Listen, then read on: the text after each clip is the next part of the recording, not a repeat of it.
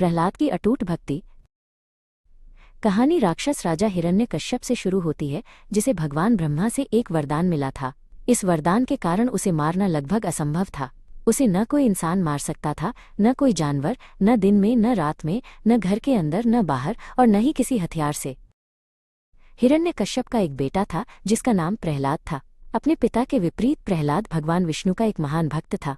वो हमेशा ओम नमो भगवते वासुदेवाय का जाप करता रहता था, जिससे उसके पिता बहुत क्रोधित होते थे। मेरे दुश्मन की पूजा करना बंद करो, हिरण्यकश्यप गरजता। मैं इस ब्रह्मांड का राजा हूँ, केवल मेरी पूजा करो। लेकिन प्रहलाद ने शांति से उत्तर दिया, पिताजी, भगवान विष्णु ही सर्वोच्च हैं। क्रोधित होकर हिरण्यकश्यप ने अपने ही बेटे को मारने की कई बार कोशिश की। उसने प्रहलाद को एक ऊंची चट्टान से फेंक दिया, उसे जहरीले सांपों के बीच छोड़ दिया और उसे हाथियों से कुचलवाने की कोशिश की। लेकिन हर बार भगवान विष्णु ने प्रहलाद की रक्षा की। वो बिना किसी खरोंच के बच गया। उसकी आस्था पहले से भी ज्यादा मजबूत हो गई। हिरण्यकश्यप अपनी असफलता पर और भी ज्यादा क्रोधित हो गया।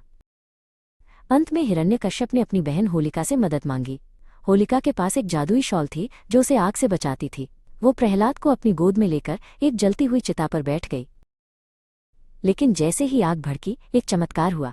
जादुई शॉल होलिका के ऊपर से उड़कर प्रहलाद के चारों ओर लिपट गई। होलिका आग में जल गई, जबकि प्रहलाद सुरक्षित बाहर आ गया। अपने बेटे को अभी भी जीवित देखकर हिरण्यकश्यप ने चिल्लाकर पूछा, कहाँ है तुम्हारा विष्णु? क्या वो इस निभु में है? प्रहलाद ने उत्तर दिया, हाँ पिताजी, वो इस निभु में भी हैं। क्रोध में हिरण्यकश्यप ने अपनी गदा से स्तंभ पर प्रहार किया। स्तंभ एक जोरदार धमाके के साथ टूट गया और उसमें से भगवान विष्णु नरसिंह के रूप में प्रकट हुए, आधा मनुष्य आधा शेर।